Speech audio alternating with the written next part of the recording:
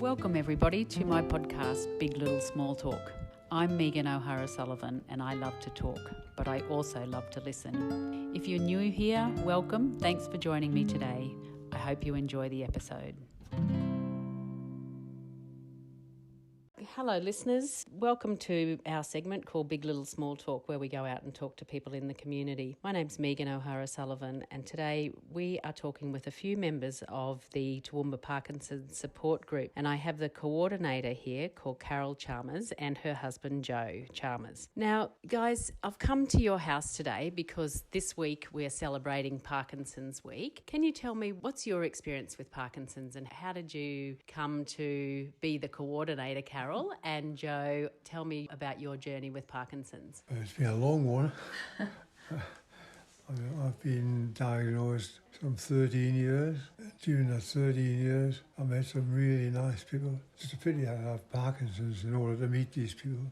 Yes. But it's been an interesting journey. A bit frightening initially. We really didn't know what to expect when I got my diagnosis. I wanted to come to terms with it and joined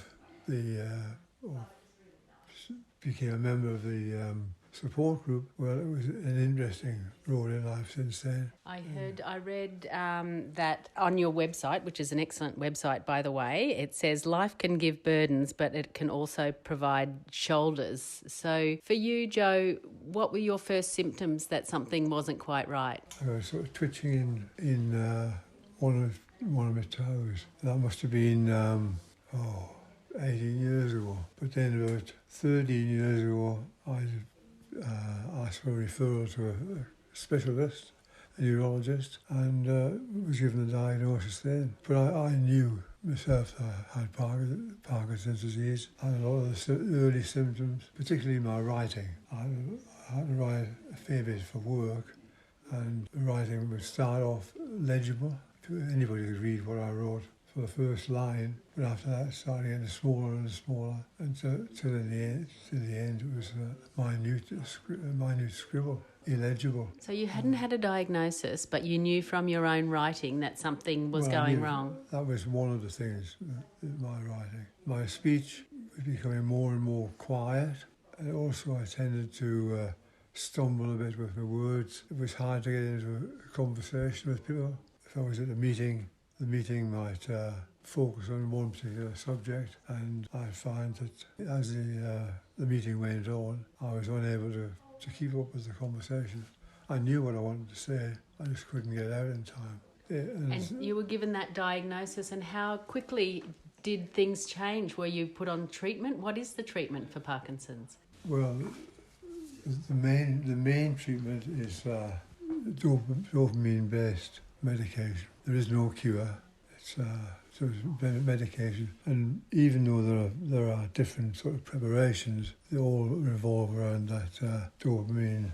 Yeah. Mm-hmm. And Carol, you are Joe's wife. Yes. And you're the lady that I have made initial contact with because you are the coordinator of the support group here. So it's not just for people with Parkinson's, it's for carers as well. Yes. And I read on your website a few personal experiences, and there was someone who said, the way that I coped with my partner having Parkinson's was that I threw myself into supporting other people. Was that a quote from you? Yeah, it was. It was. It was. That's exactly what I did. Yes. I had trouble sort of accepting it. And I just thought, well, we didn't know anything about this disease. We were going to have to live with it for the rest of our lives. And let's try to do something about it, which was just my way of coping, really, and eventually gaining acceptance of Parkinson's disease in our life. So I just sort of... we waited a couple of years before we joined the Parkinson support group. It can be quite overwhelming to join a support group. You've got to, admit everything to yourself, really, in terms of it, that you have a disease for a start. But then, you sort of meet people who are further down the track than you, and that can be confronting sometimes. But for us, once we joined that group, we found so much support and so many lovely people that we chatted to, and they had an understanding of what we were going through. It can be an isolating disease because people with Parkinson's have difficulty, they'll they'll pour out a drink and miss the glass. They'll drop things. They'll do things that, there's always crumbs around the place after you've eaten, etc. But we all understand that. So when we go out together, it's easy. And that's really great. I wasn't the coordinator until this year. We've had a wonderful coordinator for many, many years, Jan, but she'd, I think, done it for 18 years by the time the end of last year, and she fancied a break, so we needed someone else, and I said I would take it on. So everyone else took a step backwards and you were left there, Carol. Is that how it normally works? Well, that's how it usually works, but we do have a very good group of people who want to be involved, not necessarily person out front, but, a small committee of workers who are keen to help. That's always useful, yes. Yeah. So I read that on your website again, that today in Australia, 37 people will hear the words, "You have Parkinson's" for the first time. That's more than one person every hour of every day in Australia alone. I can't imagine how frightening it feels when you're given that diagnosis, Joe. People, I suppose the obvious question is, do you die from Parkinson's?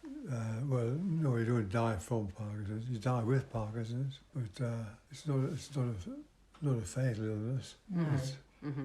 Tell me about some of the symptoms. So you mentioned the stumbling, a little bit unstable. The most well-known symptom would be tremors, shakes, which I don't have, fortunately. But a lot of people do have the tremors. Can't sit still. We're messy. Our writing is smaller. Well, there's Parkinson's pain as well. Pain is common all over. I get pain all over the body. Every joint aches for a lot of the time. Swallowing is a real issue as the disease progresses, because it affects every single muscle of your body. So, to swallow, to speak, to do anything, you need muscles. And they mightn't be the muscles you think of usually, but every muscle is affected. Even your eyes, everything. Yes. Well, in my other life, I think that I'm an optometrist, and I have seen people with Parkinson's who can't open their eyes because they can't get the lids. But also another really common symptom is the double vision. That's right. So you often will prescribe single vision glasses for people, although I notice you're wearing your bifocals, Joe. So yes. I've got reading glasses as well. You're able to do that. Yeah, Joe does get double vision. It comes and goes, doesn't it, Joe? It's really weird that. It's only the last 9 months at the most. We've had to see.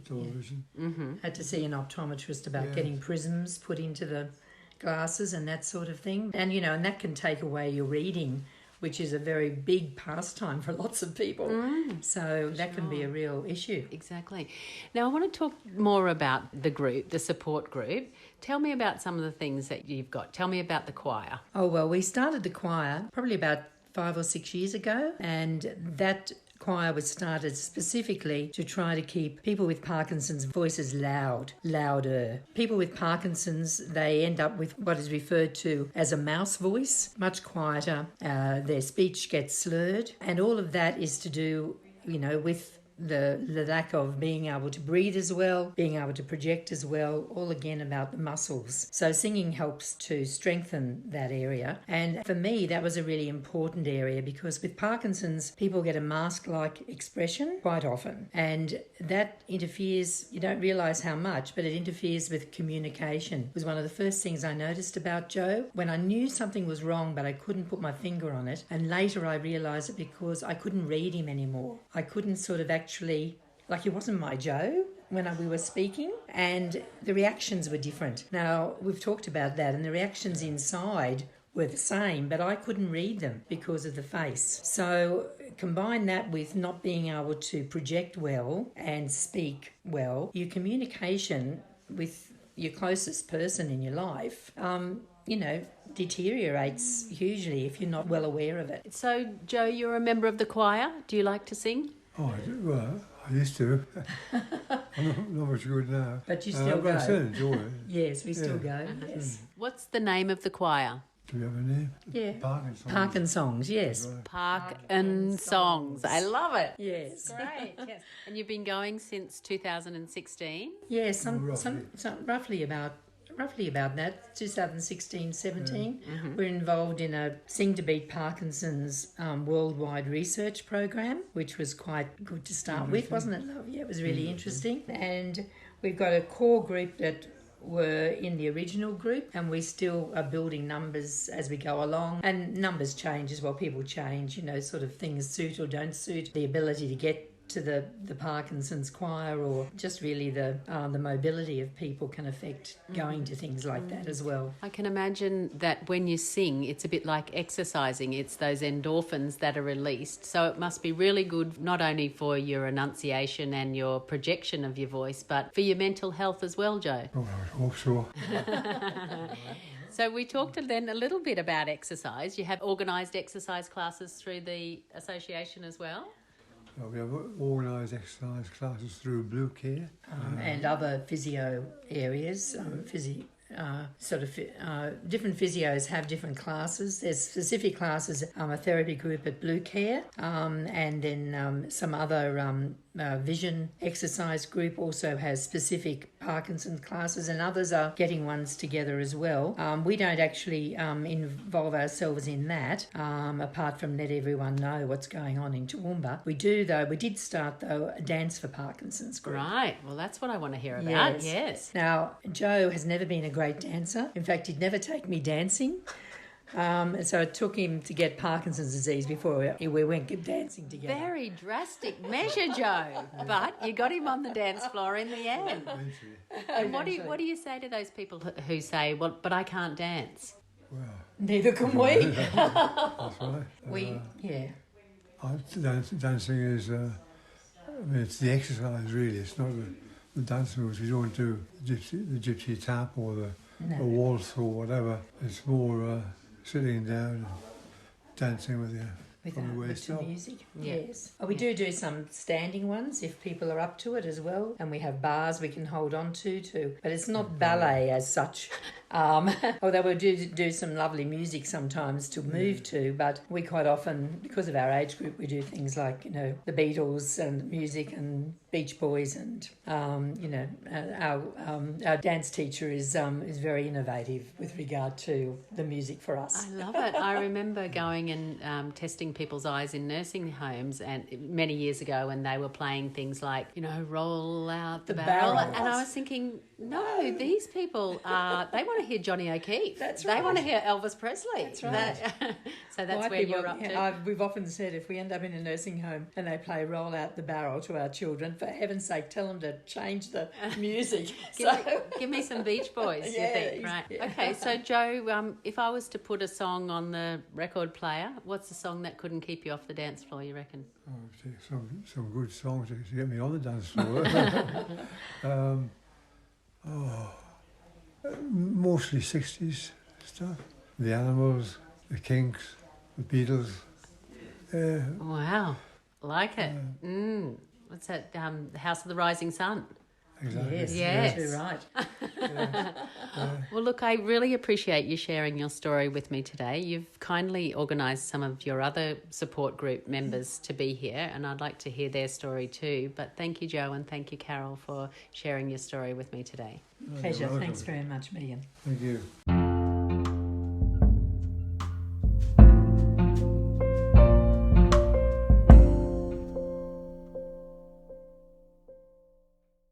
Welcome back to Big Little Small Talk, our segment on 40dB Community Radio, where we get to talk to interesting people in the community. And we've got some members of the Parkinson's support group of Toowoomba here today. And we were just talking to the lovely couple, Joe and Carol. And we're going to talk to another couple called Jeanette and Trevor Hopper, who have just coincidentally celebrated their 50th wedding anniversary and have spent a few days down in Stanthorpe. And 50 years is quite the achievement. So you guys are relatively new to the Parkinson's world, or what's your story? We'll start off, Trevor, with hearing from you, because you're the person who is, do we say, suffering from Parkinson's, experiencing Parkinson's? Certainly not enjoying. No, I was diagnosed about 5 years ago, so I've got 5 years up. But I think, as with most sufferers, we had symptoms well before that, but they weren't identified. So that was my start in Parkinson's. But since being diagnosed, of course, you have to accept it, and that's another big hurdle. And I think I'm still partly in denial. Nobody likes to fully accept that you've got Parky. So you try and be affectionate about it. You joke about things. We call it Parky. I call myself half-day Trev because I'm only good for half a day, then I'm tired. I've got to lie down. So that's how I tend to cope with it. Mm-hmm. What was some of your initial symptoms? Tiredness, I think, was a big one. I used to complain to my doctor about that, and he kept testing everything. And then I used to have a bit of a tremor. And then one day Jeanette came with me to the doc, and she hammered him about how tired I was, and he suddenly dawned on him it might be Parkinson's. So that's sort of where it started. Mm-hmm. And have you noticed a rapid change in your condition, or is it very slow, or how's it working for you? I think it's quite slow for me. The medication seems to be really helping. My tremor is just about gone, but tiredness and my voice takes a lot of work to keep talking. It's the raspiness, isn't it, and the projection, That's is that right? You lose that volume. You're constantly taking a breath to try and get that voice out. Mm-hmm. Yeah. Are you working still, No. or what type of work were you doing before? I was a solicitor before, Uh-huh. just in a small one-man practice. I was in probably the legal world most of my life. I originally started in the courthouse and then progressed through stages in the court, got qualified and then worked for myself. Yeah. And always in Toowoomba, or? No, that was on the Bayside.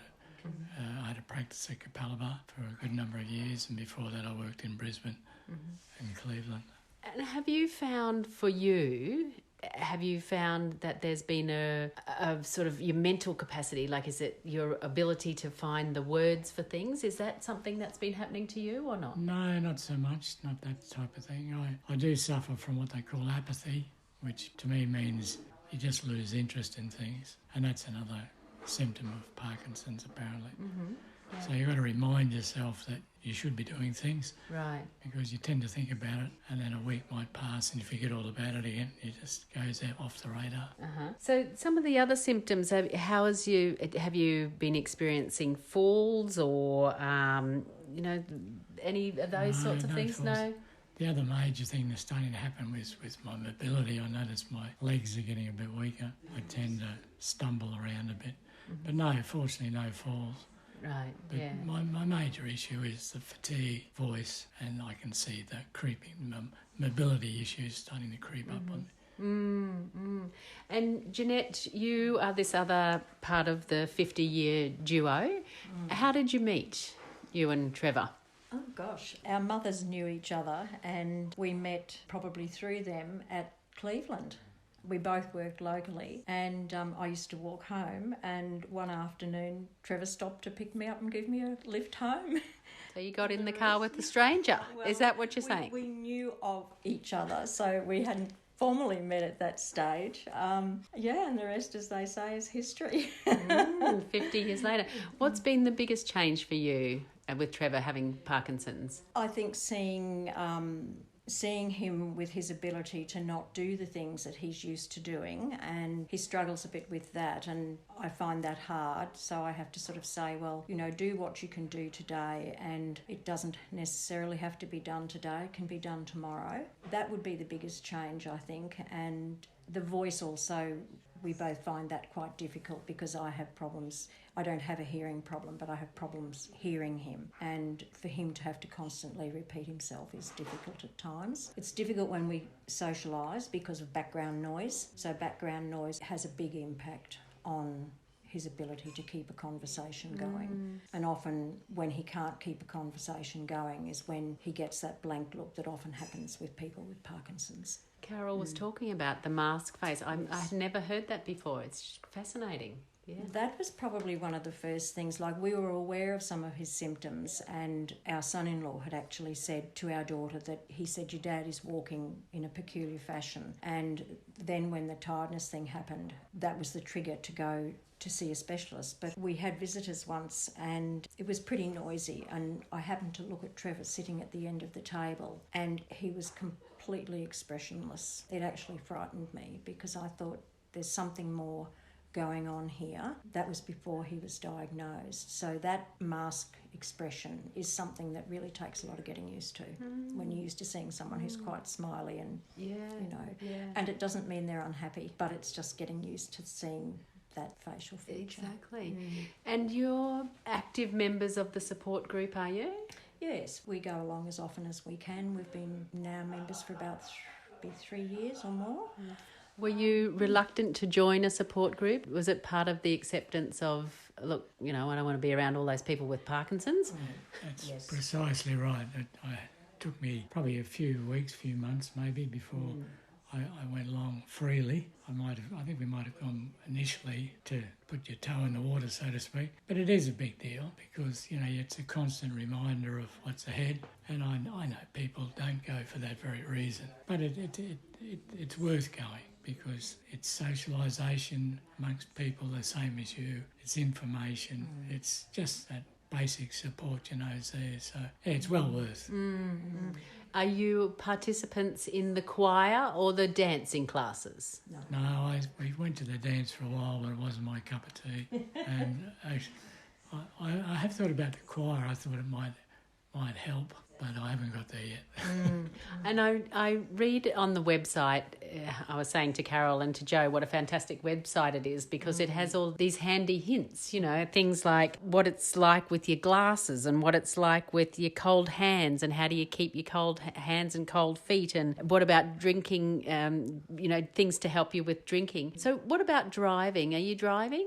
Yeah, I still drive, just careful when I drive because I do tend to fall asleep. So I tend to drive early in the morning and then once you get around lunchtime I won't drive. I mean, it doesn't happen often, but I'm aware that I get fatigued.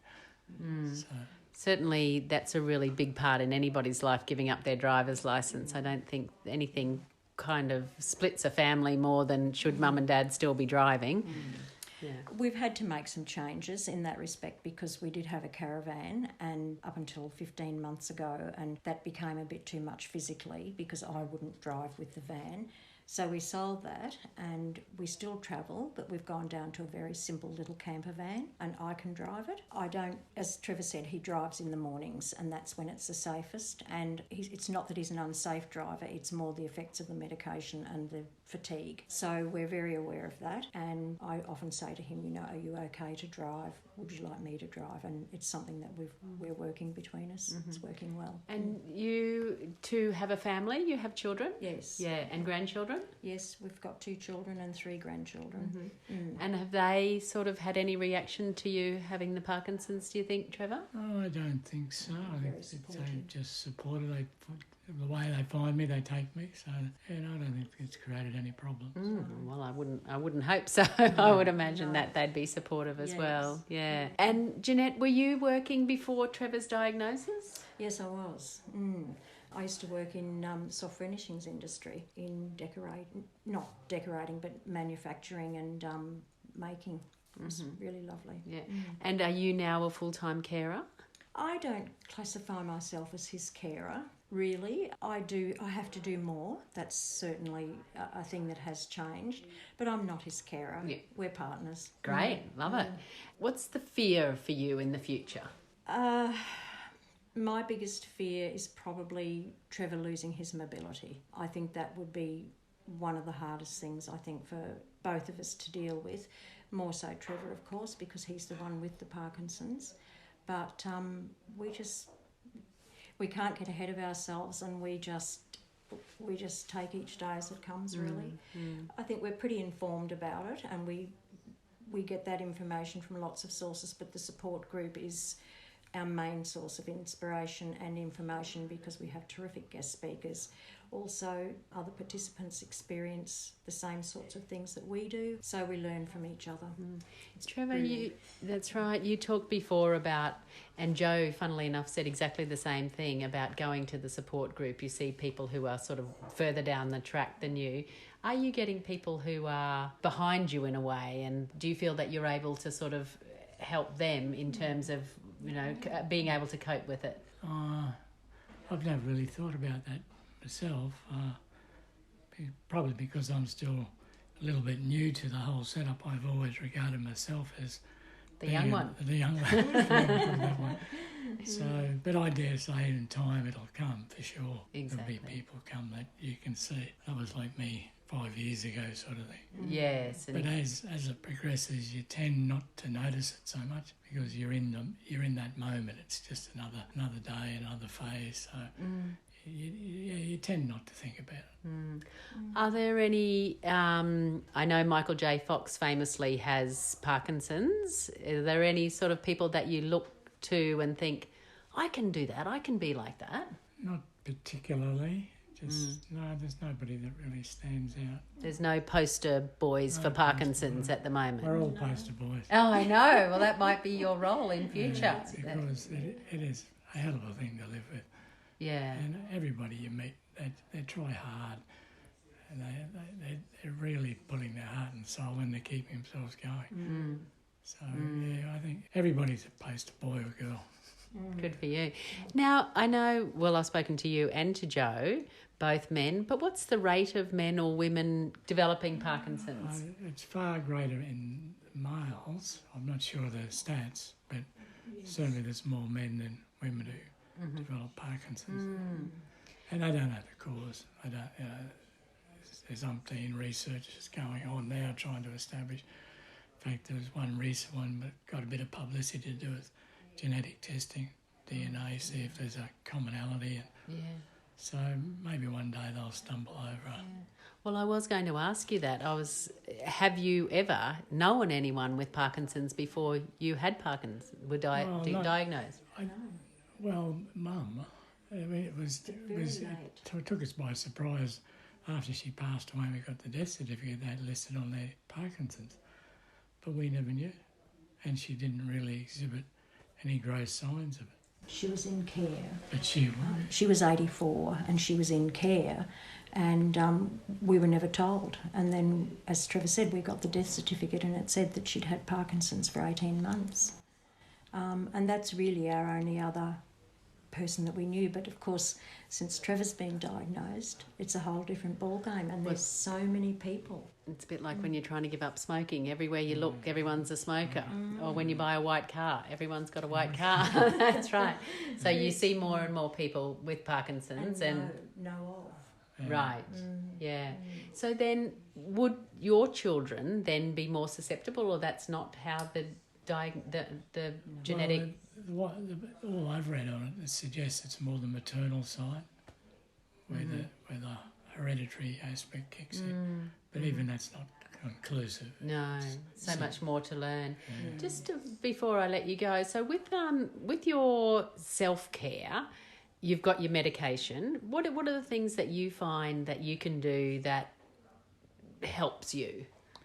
Well, the basic thing that we do is exercise. You just have to keep yourself moving. And I attend Blue Care, Allied Health, where we have exercise, physio, occupational therapists, speech is there. So that's the main thing you can do.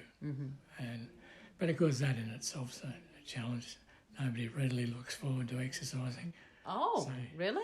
I would have thought it'd be the opposite way around. No? He always comes home smiling, so he must enjoy it. Oh, it's great. It's great when you're finished. Yeah. Well, that's the endorphins. I'll just tell you a story quickly. My mother and father were of the era where nobody exercised, and my mother used to say that if she saw someone running down the street, she thought that they'd committed a crime and were running away from something, so she couldn't quite get used to all these people exercising. Yeah. Oh, gosh. Yeah. But no, I agree, and we were talking to Joe about the mental health benefits of the exercise and the endorphins, A, from singing, B, from exercise, dancing, whatever. So, yeah, for sure. And you like to do, he does word puzzles and things like that, and does a bit of research on the computer, as we can well imagine, and our family helps a lot too with keeping us busy, and but we lead a pretty busy life, and he's as active as he can be, which is really important. So still mows the lawn, starting to need a little bit of help now with bigger chores, but we're doing pretty well. And it's like everything, isn't it? You don't know, is that just a normal part of ageing that I can't quite sit down on that low seat anymore, or is that the Parkinson's? That's exactly right. Well, the first thing we go to is ageing. we're not going to tell you it's Parkinson's. There's always another reason, and Parky is the last culprit. You always look for something else. But I still volunteer. I volunteer as a police volunteer, and they're pretty considerate. They put up with me. I'm sure they do more than put up with you. I'm sure they welcome you as a volunteer, any volunteer. I enjoy that. Now, look, I do ask a lot of people that I interview. I'm obsessed with the royal family. We've got Princess Anne in Australia at the moment, although she may have gone by now, I think. She was going to Papua New Guinea. Do you have a favourite royal, Trevor, living or dead? Well, I think Harry would be my favourite at the moment because he's the outsider. He's somebody who's got to get up and go, makes his own decisions. So, he'd be my favourite. Oh, I love it. A little bit of gumption, a little bit of rebellion all in there. Jeanette, what about you? I don't, sadly.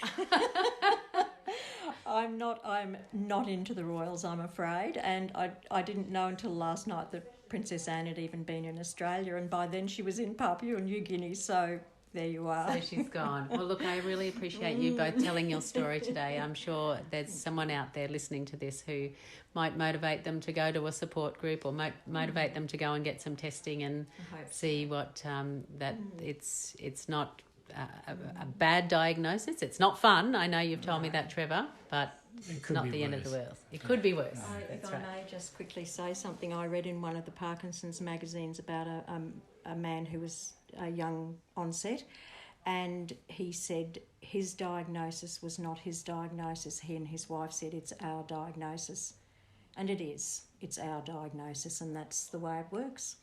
And I think that's really the best way that we can look at it and tackle it and deal with it. So it works well for us. And that, folks, is how you stay married for 50 years. Perhaps so.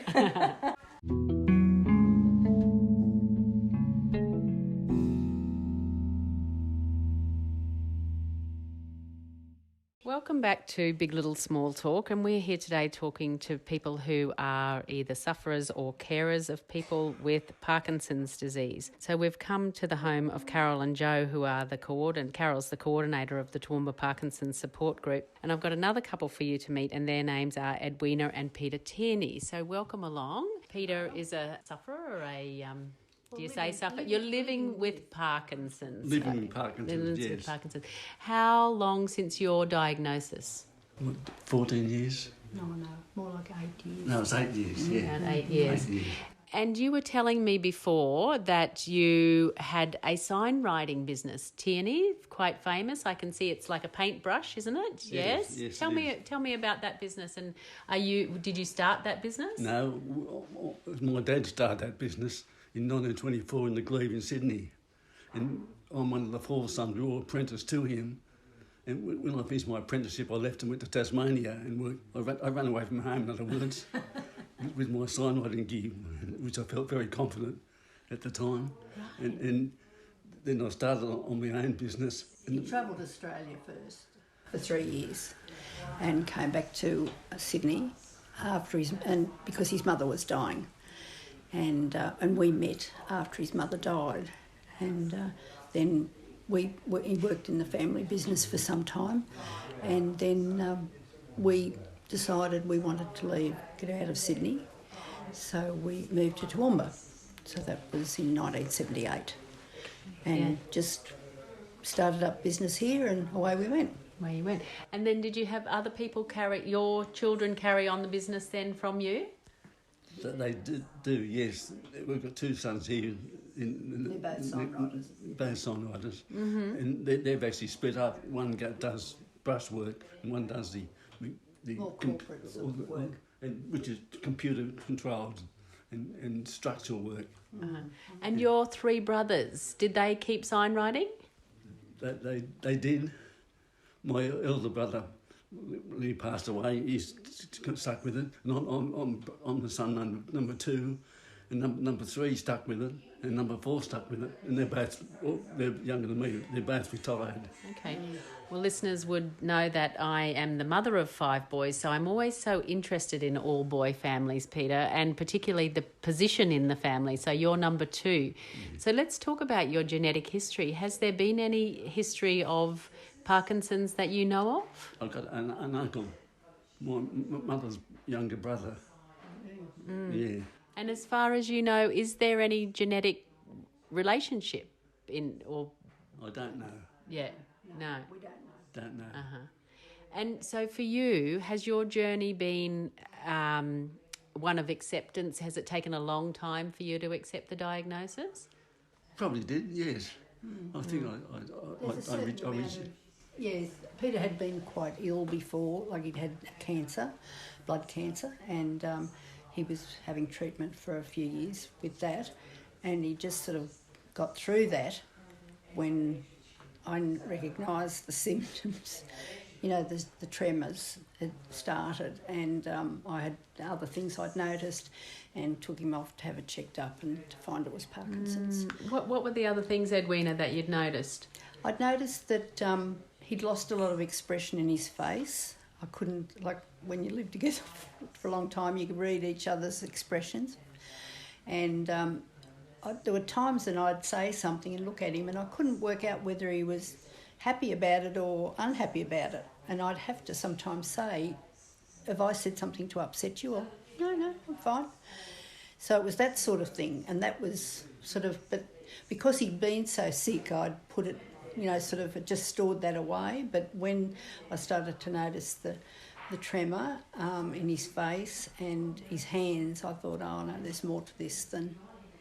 And did it take a while to get a diagnosis? Not really, because our GP more or less said, yes, I think you're right. And then it was just getting into a neurologist, then which took a few months to get into a neurologist. And then when we did, he just, yes, definitely, that's what it is. So that was we were lucky with that, because we've heard other people that have taken a long time to get that diagnosis. Have you felt that there's been a rapid deterioration, or is it a steady, or you've got yourself fairly stable now, or what's been the journey? It's pretty stable now. Yeah, in fact, I suppose my hobby has been signwriting as well as my work, and I was doing down steam, doing their railway carriages for 8 years, till my Parkinson's got bad. Not because I couldn't signwrite, but I couldn't handle the scaffold. I couldn't get up the ladders anymore. And as I'm retired, I've been retired for a number of years now, I fall back on my hobby, which is calligraphy.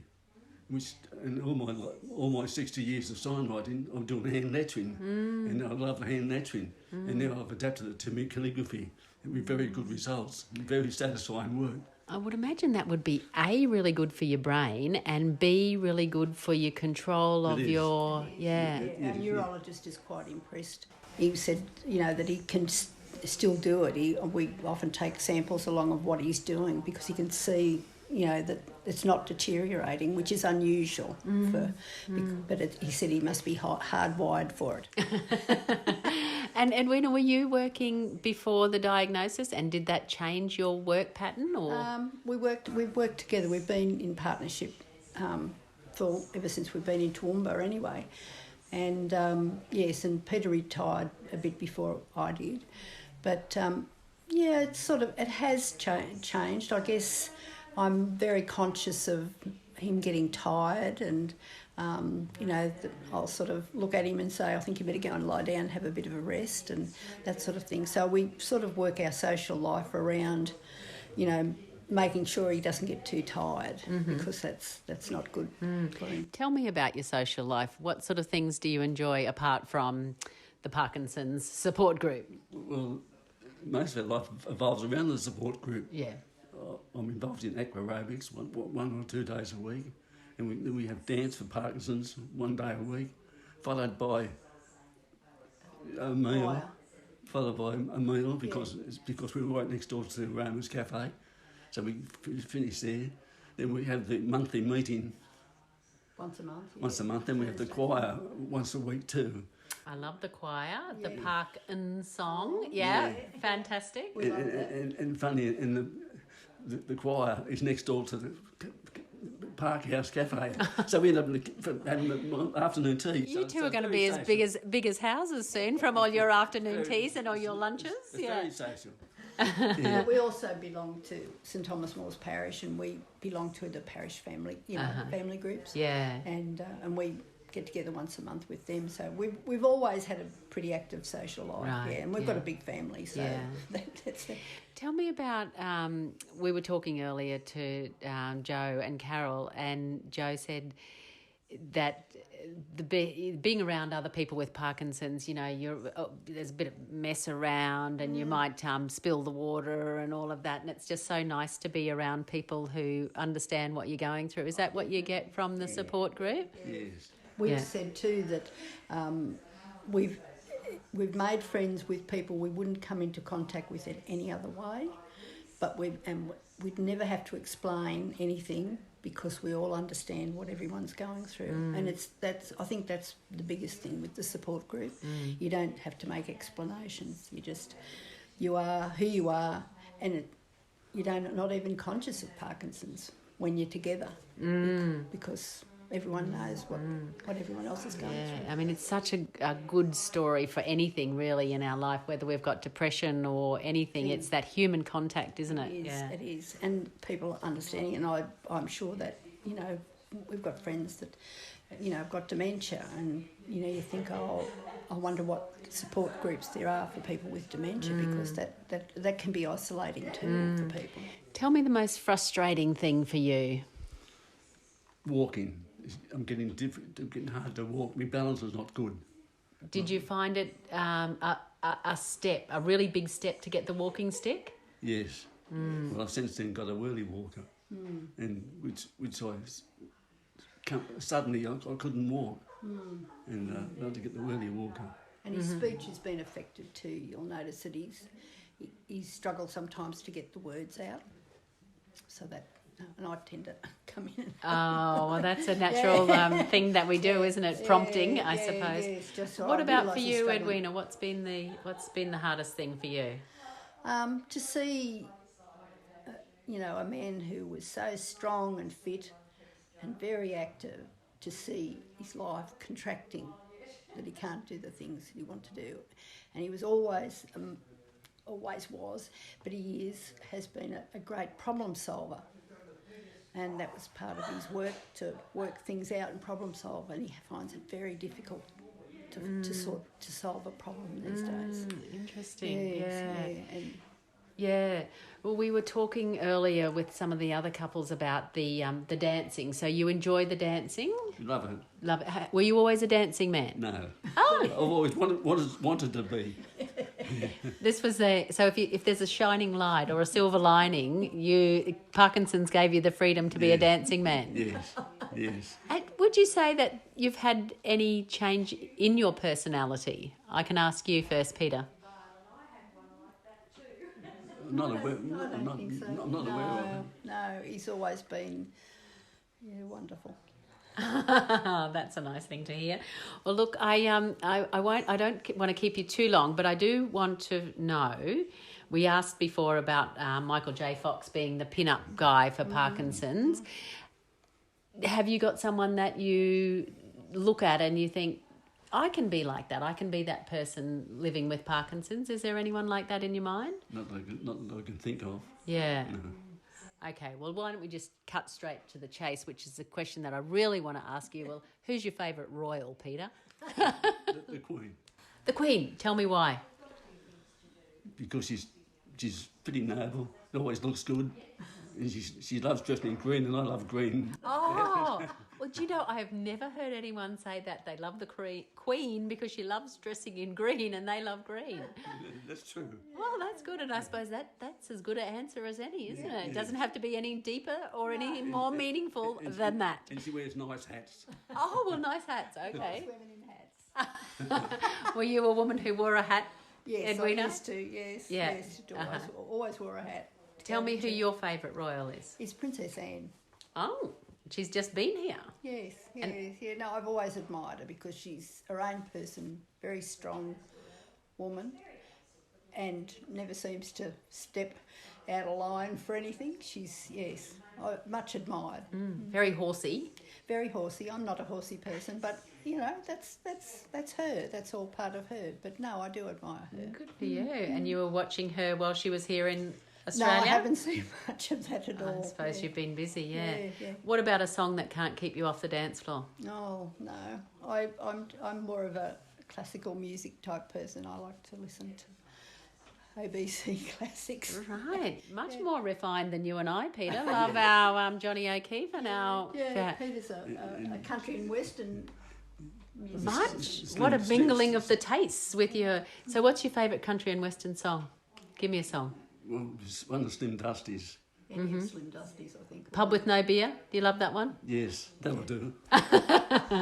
Look, I really appreciate you two sharing your journey with me today and telling me about what it's like in a very small way to live with Parkinson's. I think your optimism and your positivity is probably an inspiration for anyone listening. Oh, so thank you. Thank you. Thank you. Thank you very much.